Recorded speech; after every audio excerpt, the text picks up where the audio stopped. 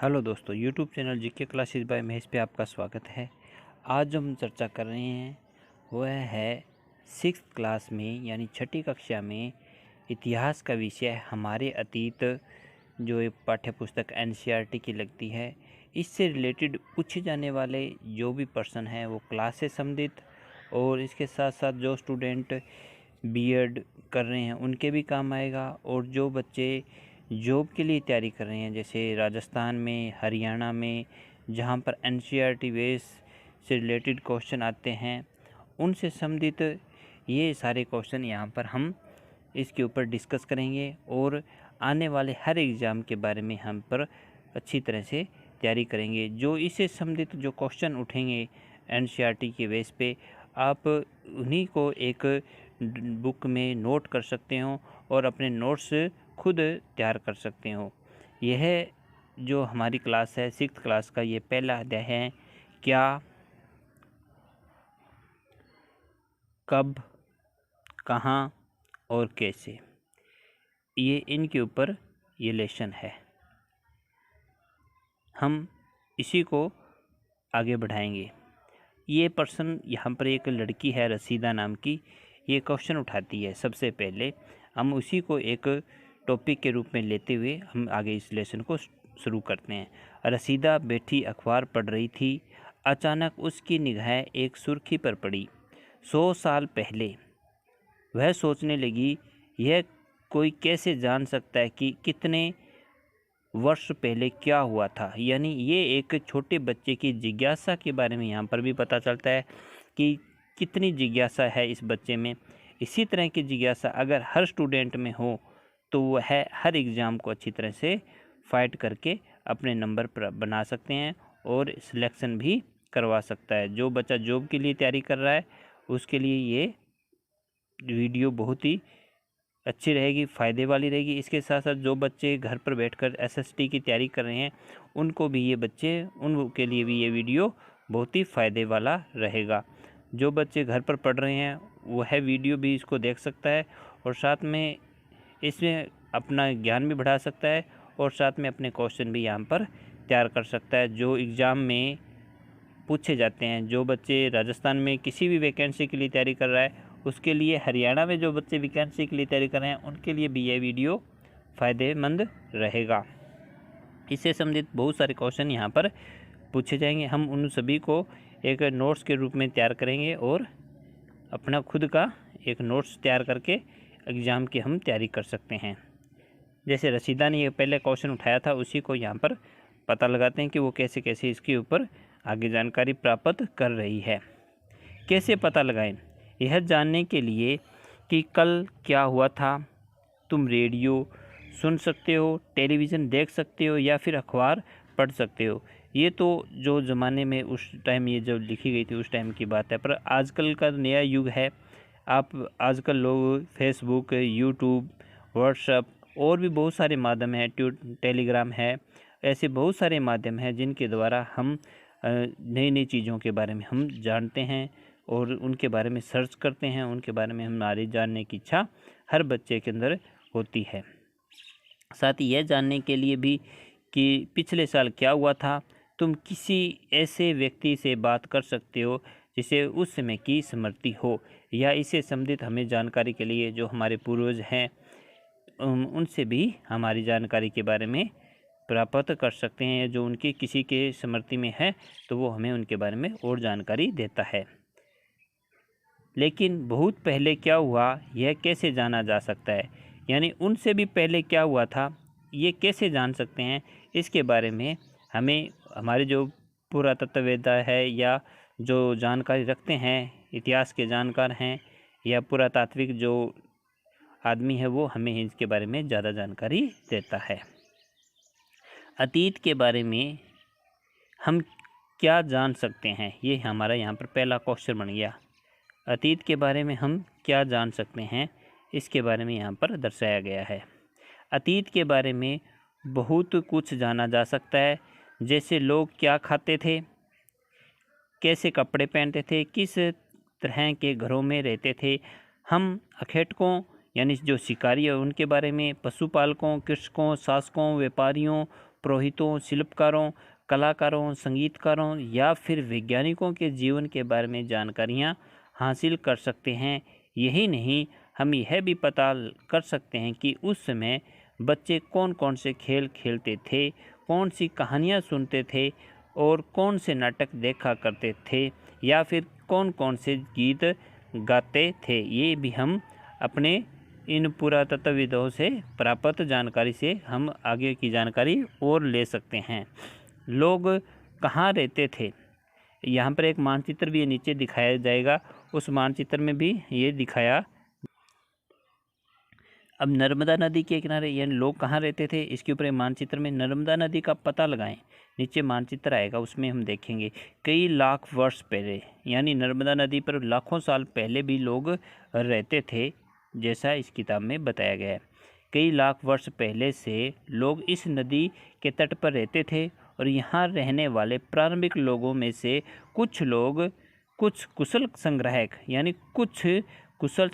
भी थे। आसपास के जंगल की विशाल संपदा से परिचित थे, यानी वो जंगल में क्या क्या चीज़ें हैं उनके बारे में लोग परिचित भी थे और अपने भोजन के लिए जड़ों, फलों या जंगल के अन्य उत्पादों का ही यहीं से संग्रह किया करते थे। वे जानवरों का आखेट यानी शिकार भी करते थे।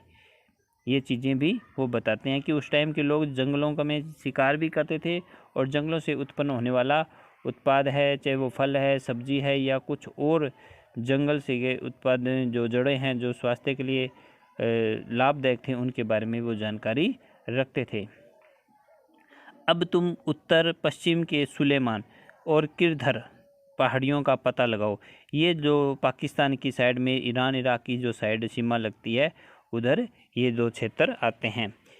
इसी क्षेत्र में कुछ ऐसे स्थान हैं जहाँ लगभग 8000 वर्ष पूर्व स्त्री पुरुषों ने सबसे पहले गेहूँ और तथा जौ जैसी फसलों को उपजाना प्रारंभ किया। ये यहाँ पर हमारा पहला क्वेश्चन बनता है, यानी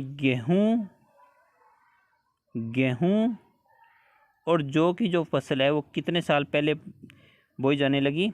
8000 वर्ष पूर्व। ये हमारा पहला क्वेश्चन हो गया। कहाँ हुई? सुलेमान और किरधर जो पहाड़ियाँ हैं वहाँ पर इसके बारे में हमें पता चला। और नर्मदा नदी के किनारे लाखों साल पहले लोग आकर के रहने, वो पहला क्वेश्चन आ गया। ये यहाँ पर दूसरा क्वेश्चन हो गया, आप इसको भी नोट कर सकते हैं। और इसके साथ साथ वो लोग क्या पालतू पशु रखते थे उनके बारे में भी यहाँ पर बताया उन्होंने। भेड़, बकरी, गाय जैसे पशुओं को भी पालतू बनाना शुरू किया। ये लोग गाँव में रहते थे। उत्तर पूर्व में गारो तथा मध्य भारत में विंध्याचल जो पहाड़ियाँ हैं का पता लगाओ। और ये कुछ अन्य ऐसे क्षेत्र थे जहाँ कृषि का विकास हुआ, जहाँ सबसे पहले चावल उपजाया गया। वे स्थान विंध्यन के उत्तर में स्थित है। ये यहाँ पर तीसरा क्वेश्चन हो गया इधर, यानी चावल कहाँ पैदा हुआ? विंध्याचल के जो उत्तर का जो भाग है वहाँ पर चावल पैदा होना शुरू हुआ। और गारो और खासी जो पहाड़ियाँ हैं वहाँ पर लोग रहने लगे। इसके बारे में भी हम यहाँ पर देखेंगे। ये किरधरा और सुलेमान ये वाला जो क्षेत्र है ये रहा, ये सुलेमान आ गया, ये किरधरा आ गया, ये गारो जो पहाड़ियाँ आ गई, ये विंध्याचल की पहाड़ियाँ आ गई। यहाँ पर लोग पहले चावल की खेती करते थे। ये पहला जो क्षेत्र आ गया। इधर ये नर्मदा नदी आ गई इसके पास में, यहाँ पर लाखों साल पहले लोग रहते थे। और इस क्षेत्र में लोगों ने गेहूँ और जौ की खेती की थी। इसके बारे में भी हमें यहाँ पर पता चलता है और आगे और जो लेसन में आएगा वो हम यहाँ पर देखेंगे। मानचित्र में सिंधु तथा उसकी सहायक नदियों का पता लगाने का प्रयास करो। सहायक नदियाँ उन्हें कहते हैं। अब यहाँ पर अगला क्वेश्चन क्या बन गया? सहायक नदियाँ किसे कहते हैं? किसे कहते हैं सहायक नदियाँ? ये क्वेश्चन हो गया। जो एक बड़ी नदी में मिल जाती है, यानी एक नदी जो बड़ी है उसमें कई छोटी छोटी सहायक नदियाँ आकर मिल जाती है, उन्हें सहायक नदियों का नाम दिया गया है। यानी जिनकी सहायक नदियों का पता लगाने के लिए क्या करते हैं? सहायक नदियाँ कहा जाता है जो एक बड़ी नदी में मिल जाती है। जो छोटी नदियाँ हैं वो इनमें आकर के मिल जाती है। लगभग 4700 वर्ष पूर्व इन्हीं नदियों के किनारे कुछ प्रारंभिक नगर फले फूले और गंगा व उसकी सहायक नदियों के किनारे तथा समुद्र तटवर्ती इलाकों में नगरों का विकास 2500 वर्ष पूर्व हुआ। यानी 2500 वर्ष पूर्व यहाँ पर ये विकास हुआ। जैसे यहाँ पर पूछा गया सहायक नदियों के बारे में, हम यहाँ पर देखते हैं। यहाँ पर दो महत्वपूर्ण नदियाँ, उनको हम यहाँ पर रखते हैं। एक तो आ गई ये सिंधु नदी, एक आ गई गंगा नदी। ये वाली गंगा की जो सहायक नदियाँ हैं, यमुना आ गई, चंबल आ गई, सोन नदी आ गई, ये इधर नेपाल की साइड से, और ये नदियाँ आ गई। और ये ब्रह्मपुत्रा भी यहाँ पर गंगा में आकर के मिल गई इधर। और यहाँ पर सिंधु नदी में देखते हैं झेलम है, और चेनाब है, रावी है, सतलज है, व्यास है। ये सिंधु नदी की सहायक नदियाँ हो गई। ये इस प्रकार ये जितनी भी नदियाँ हैं ये सहायक नदियाँ, यहाँ पर लोगों ने पहले रहना शुरू किया, उनके बारे में यहाँ पर बताया गया है। अब गंगा नदी के किनारे कैसे लोग थे और कहाँ कहाँ रहते थे, उनके बारे में हम यहाँ पर चर्चा करेंगे। गंगा के दक्षिण में इन नदियों के आसपास का क्षेत्र प्राचीन काल में मगध, जो वर्तमान में बिहार है ना, उसको पहले प्राचीन काल में मगध कहा जाता था। यानी ऊपर भी एक क्वेश्चन ये ऊपर दिखा रखा है, जैसे 2500 वर्ष देखते हैं यहाँ पर, ये 2500 वर्ष पूछा गया है। तो 2500 वर्ष पहले बिहार को मगध ही कहा जाता था। उस टाइम चंद्रगुप्त मौर्य, धनानंद और भी बहुत सारे राजा हैं। महाभारत काल में भी इसका जिक्र हुआ है। जैसे जरासंध का जो राज्य था वो मगध ही था। यानी ये बहुत शक्तिशाली राज्यों में से इसको एक माना गया है भारत के। इसके शासनकाल में बहुत शक्तिशाली थे और उन्होंने एक विशाल राज्य स्थापित किया। देश के अन्य हिस्सों में भी ऐसे राज्यों की स्थापना हुई।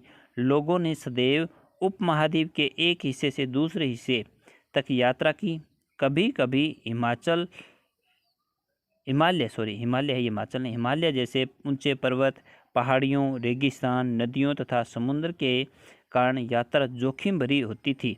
फिर भी ये यात्रा उनके लिए असंभव नहीं थी। अतः कभी लोग काम की तलाश में तो कभी प्राकृतिक आपदा के कारण एक स्थान से दूसरे स्थान पर जाया करते थे। कभी कभी सेनाएं दूसरे क्षेत्रों पर विजय हासिल करने के लिए जाती थी। इसके अतिरिक्त व्यापारी कभी काफिले में तो कभी जहाज़ों में अपने साथ मूल्यवान वस्तुएं लेकर एक स्थान से दूसरे स्थान पर जाते रहते थे।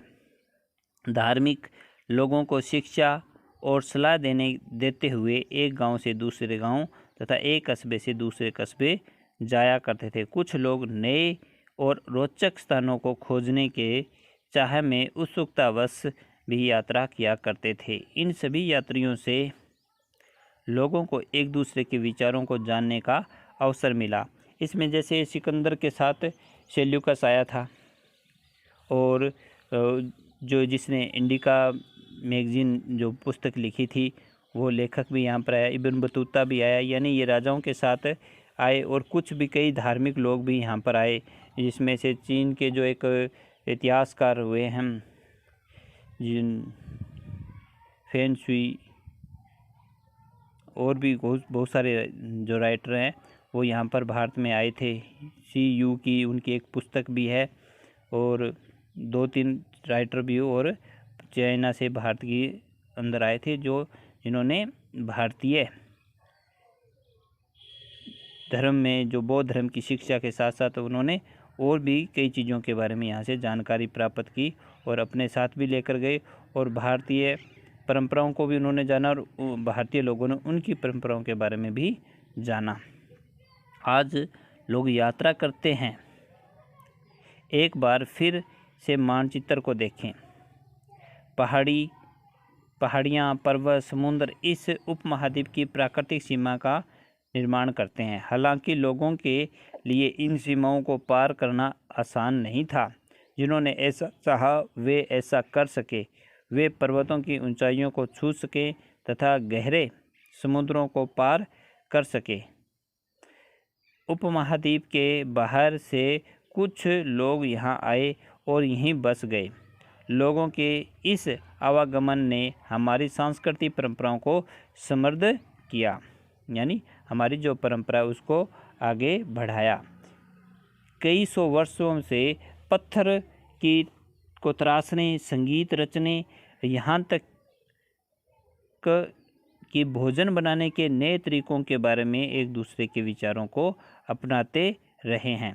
यानी एक कोई विदेशी यहाँ पर आता है और वो लंबे समय तक रहता है तो भारतीय परंपराओं के बारे में वो जानने और उसकी जिज्ञासाएं और उसका यहाँ का रहन सहन उसके मन को भा जाता है। हम इसके बारे में यहाँ पर ये दिखाया गया है। अपने देश का नाम भारत कैसे पड़ा, ये भी यहाँ पर बताया गया है। अगला क्वेश्चन है देश के नाम। अपने देश के लिए हम प्राय इंडिया या तथा भारत जैसे नामों का प्रयोग करते हैं। इंडिया शब्द इंडस से निकला है, यानी इंडिया का जो शब्द है वो इंडस से निकला है, जिसे संस्कृत में सिंधु कहा जाता है। संस्कृत भाषा में इसको क्या कहते हैं, सिंधु कहते हैं। अपने एटलस में ईरान और यूनान का पता लगाएं, यानी अपन जब मैप देखते हैं तो उसमें ईरान और यूनान जो क्षेत्र है वहाँ के जो निवासी हैं, लगभग 2500 वर्ष पूर्व उत्तर पश्चिम की ओर से आने वाले ईरानियों और यूनानियों ने सिंधु को हिंदोस, यानी सिंधु को क्या कहा उन्होंने, ईरानियों और यूनानियों ने हिंदोस या इंदोस, इस नदी के पूर्व में स्थित भूमि प्रदेश को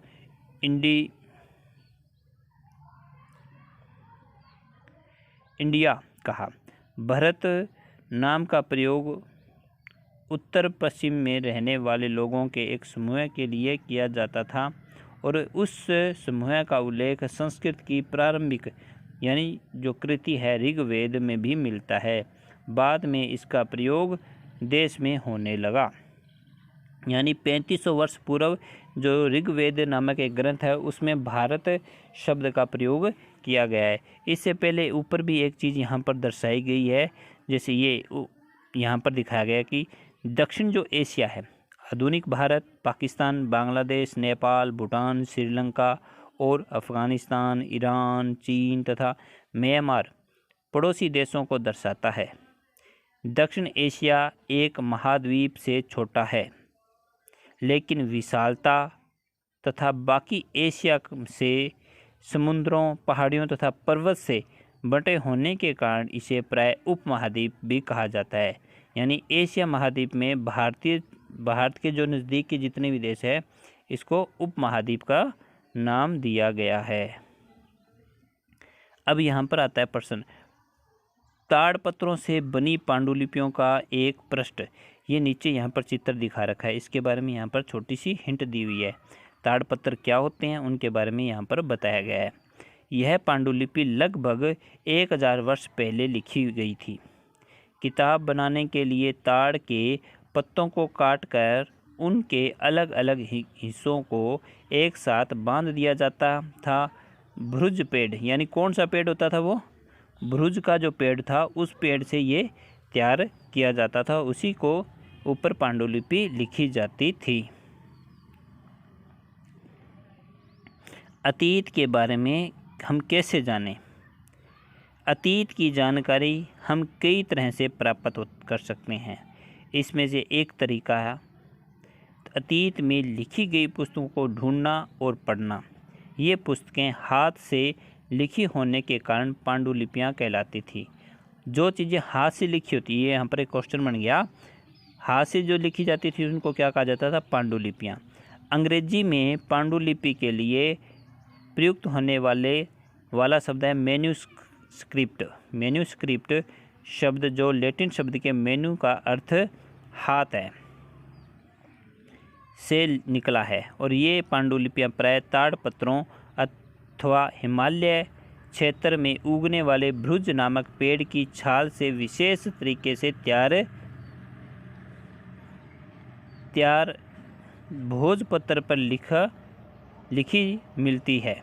यानी ये हिमालय जो पर्वत क्षेत्र है वहाँ पर एक भुज नाम का पेड़ है, उस पेड़ की छाल से ये भोजपत्र तैयार किया जाता था। इतने वर्षों में इसमें से कई पांडुलिपियों को कीड़ों ने खा लिया तथा कुछ नष्ट कर दी गई। फिर भी ऐसी कई पांडुलिपियाँ आज भी उपलब्ध है। प्राय ये पांडुलिपियाँ मंदिरों, विहारों से हमें प्राप्त होती है। इन पांडुलिपियों में धार्मिक मान्यताओं व व्यवहारों, राजाओं के जीवन, औषधियों तथा विज्ञान आदि सभी प्रकार के विषयों की चर्चा मिलती हैं। इसके अतिरिक्त हमारे यहाँ महाकाव्य, कविताएं तथा नाटक भी हैं। इनमें से कई संस्कृत में लिखे हुए मिलते हैं, जबकि अन्य प्राकृत और तमिल में है। प्राकृत भाषा का प्रयोग आम लोग करते थे। अब यहाँ पर एक क्वेश्चन हो गया कि प्राकृत भाषा का प्रयोग कौन करते थे? आम लोग प्रयोग करते थे, और संस्कृत और जो तमिल भाषा है वो दूसरे लोग करते थे प्रयोग। हम अभिलेखों का अध्ययन भी कर सकते हैं। ऐसे लेख पत्थर अथवा धातु जैसी अपेक्षाकृत कठोर संगतों पर उत्कीर्ण किए गए जाते थे। कभी कभी शासक अथवा अन्य लोग अपने आदेश को इस तरह उत्कीर्ण करवाते थे ताकि लोग उन्हें देख सकें और पढ़ सकें और उनका पालन कर सकें। कुछ अन्य प्रकार के अभिलेख भी मिलते हैं जिसमें राजाओं तथा रानियों द्वारा सहित अन्य स्त्री पुरुषों ने अपनी कार्यों के विवरण उत्कीर्ण करवाएं। उदाहरण के लिए प्राय शासक लड़ाइयों में अर्जित विजय का लेखा जोखा करते थे। क्या तुम बता सकती हो कि कठोर सतह पर लेख लिखवाने के क्या लाभ थे? ऐसा करवाने में क्या क्या कठिनाइयाँ आती है? जैसे ताम्रपत्र होते थे पहले उस टाइम, कई जगह ताम्रपत्र, कई जगह पत्थरों पर या शिला पर ऐसे लेख मिलते हैं। जैसे राजसमंद डिस्ट्रिक्ट में राजस्थान के, वहाँ पर एक शिलालेख, 25 शिलालेखों का बहुत बड़ा संग्रह हमें आज भी मिलता है राजसमंद डिस्ट्रिक्ट में, राजस्थान में। और भी बहुत सारी ऐसी जगह हैं जहाँ पर हमें ऐसे लेख आज भी हमें मिलते हैं। ताम्रपत्र अलग होते हैं और जो शिलालेख हैं वो थोड़े अलग होते हैं। लगभग 2250 वर्ष पुरानी यह अभिलेख वर्तमान अफगानिस्तान के कंधार से प्राप्त हुआ है। यह अभिलेख अशोक नामक शासक के आदेश पर उत्कीर्ण करवाया गया था। इस शासक के विषय में तुम अध्याय 8 में और चर्चा करेंगे। हम कुछ लिखवाते हैं, जब हम कुछ लिखते हैं तब यह किसी लिपि का प्रयोग करते हैं। लिपियां अक्षरों अथवा संकेतों से बनी होती हैं। जब कुछ बोलते हैं अथवा पढ़ते हैं तब हम एक भाषा का प्रयोग करते हैं। यह अभिलेख इस क्षेत्र में प्रयुक्त होने वाली यूनानी और अरामाइक नामक दो भिन्न लिपियों तथा भाषाओं में है। यानी यहाँ पर दो लिपियाँ, एक अलग है, ये नीचे वाली अलग लिपि आ गई, ये ऊपर वाली अलग लिपि है।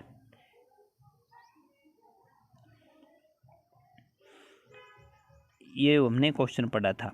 इसके अतिरिक्त अन्य कई वस्तुएं अतीत में बनी तथा प्रयोग में लाई जाती थी। ऐसी वस्तुओं का अध्ययन करने वाले व्यक्ति पुरातत्वविद कहलाते थे। यानी जो अतीत में बनी थी, पीछे जो बनी थी और आज हम जिनका प्रयोग कर रहे हैं, और उनका जो अध्ययन करता है उस व्यक्ति को पुरातत्वविद कहते हैं। पुरातत्वविद पत्थर ईंट से बनी इमारतों के अवशेषों, चित्रों तथा मूर्तियों का अध्ययन करते हैं। यानी ये किसका अध्ययन करते हैं? इमारतों के अवशेष हो गए, चित्र हो गए, मूर्तियाँ हो गई, उनका अध्ययन करते हैं। इनके साथ साथ वे औजारों, हथियारों या बर्तनों, आभूषणों का भी प्रयोग करते थे। सिक्कों की प्राप्ति के लिए छानबीन तथा खुदाई भी करते हैं। इनमें से कुछ वस्तुएं पत्थर, पक्की मिट्टी तथा कुछ धातु की बनी हो सकती हैं। तो ऐसे तत्व कठोर तथा जल्दी नष्ट न होने वाले होते हैं। पुरातत्वविद जानवरों, चिड़िया, मछलियों की हड्डियां भी ढूंढते हैं। यानी पुरातत्वविद जानवर है, चिड़िया है, मछलियाँ, उनकी हड्डियों को भी ढूंढते हैं। इससे उन्हें यह जानने में भी मदद मिलती है कि अतीत में लोग क्या खाते थे। अतीत में जो लोग क्या खाते थे उनके ऊपर भी यहाँ पर हमें पता चलता है। वनस्पति के अवशेष बहुत मुश्किल से बच पाते, यानी किसके अवशेष सबसे मुश्किल बचते हैं? वनस्पति के अवशेष बड़ी मुश्किल से बचते हैं। यदि अन्न के दाने अथवा लकड़ी के टुकड़े जल जाते हैं तो जले हुए रूप में भी बचे रहते हैं। जो अवशेष जल जाते हैं वो बच जाते हैं, वो जले हुए रूप में भी बचे रहते हैं। क्या पुरातत्वविद को बहुधा कपड़ों के अवशेष मिलते हैं? ये भी एक क्वेश्चन है। पांडुलिपियाँ, अभिलेखों तथा पुरातत्व से ज्ञात जानकारियों के लिए इतिहासकार प्रायः स्रोत शब्द का प्रयोग करते हैं। यानी इतिहासकार किसका शब्द का प्रयोग करते हैं? स्रोत शब्द का। इतिहासकार उन्हें कहते हैं, यानी इतिहासकार किन्हें कहते हैं? जो अतीत का अध्ययन करते हैं या स्रोत से प्राप्त होती,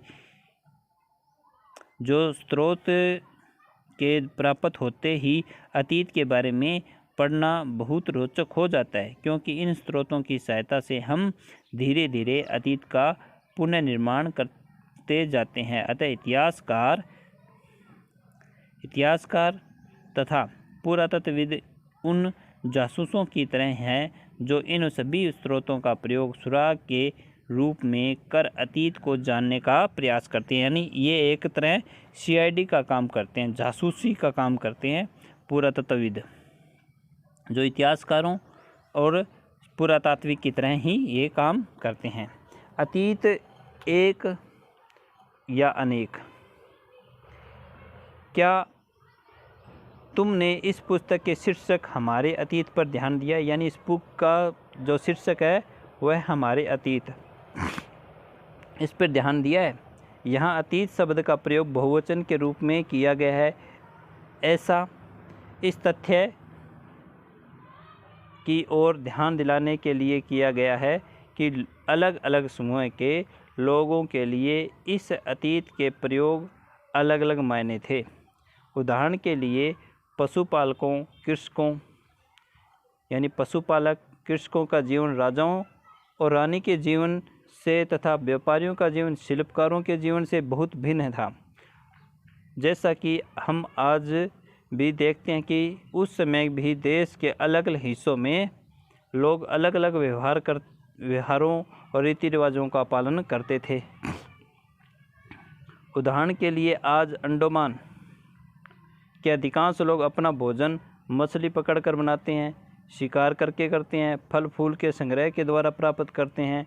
इसके विपरीत शहरों में रहने वाले लोग खाद्य आपूर्ति के अन्य व्यक्तियों पर निर्भर रहते हैं। यानी ये एक जगह के बारे में बताया कि अंडमान निकोबार द्वीप समूह जो क्षेत्र है वहाँ पर लोग आज भी पुराने तरीके से अपना भोजन प्राप्त करते हैं, जबकि शहरी क्षेत्रों में ऐसा नहीं है।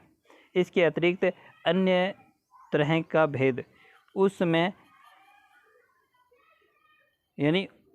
राजा शासक अपनी विजयों का लेखा जोखा रखते थे। यही कारण है कि हम उन शासकों तथा उनके द्वारा लड़ी जाने वाली लड़ाइयों के बारे में काफ़ी जानते हैं, जबकि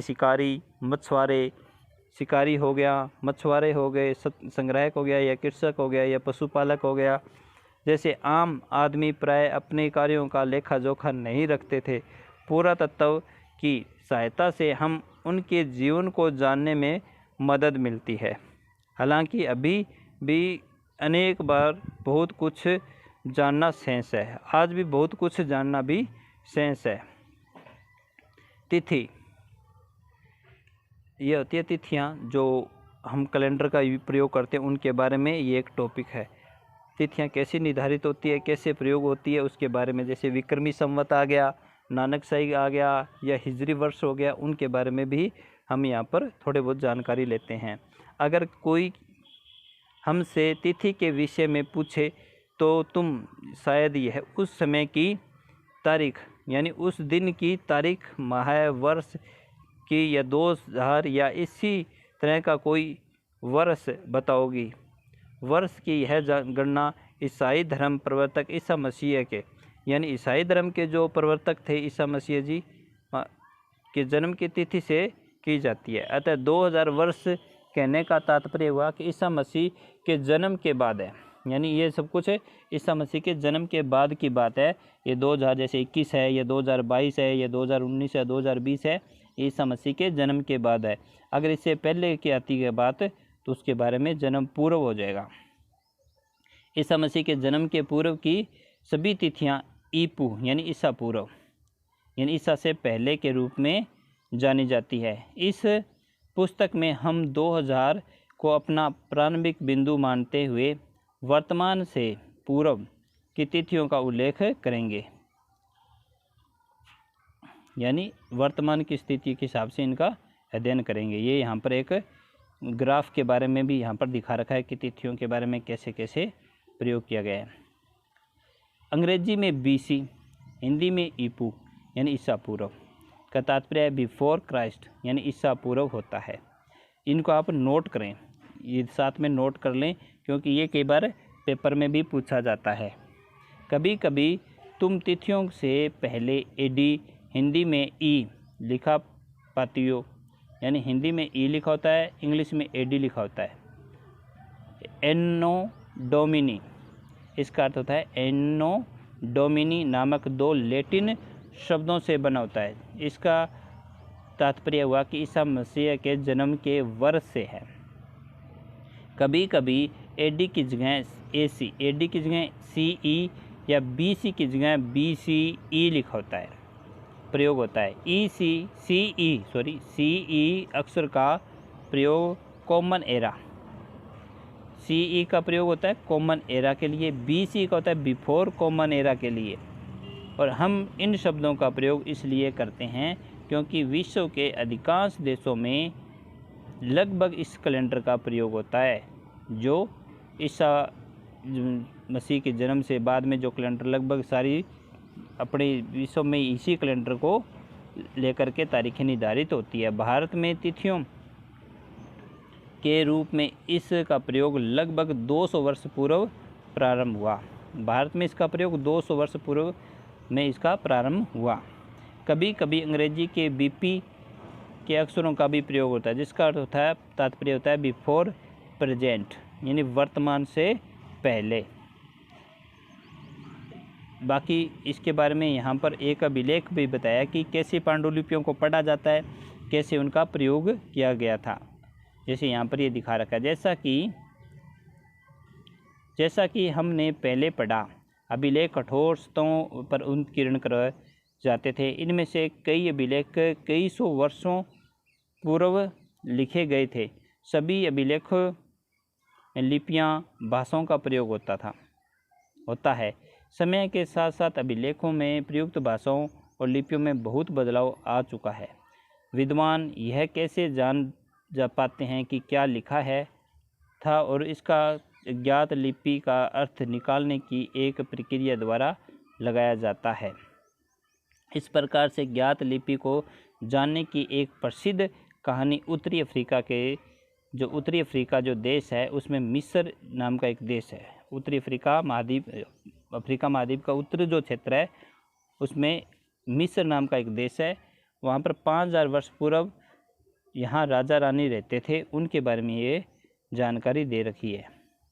जैसे ये यहाँ पर दिखा रखा है, ये पिक्चर आप इस पिक्चर में देखेंगे जैसे कॉमन है, जैसे यहाँ पर लाइन के लिए L, यहाँ पर भी लाइन के लिए L है, ये चिड़िया के लिए A आ गया, इधर चिड़िया के लिए भी A आ गया।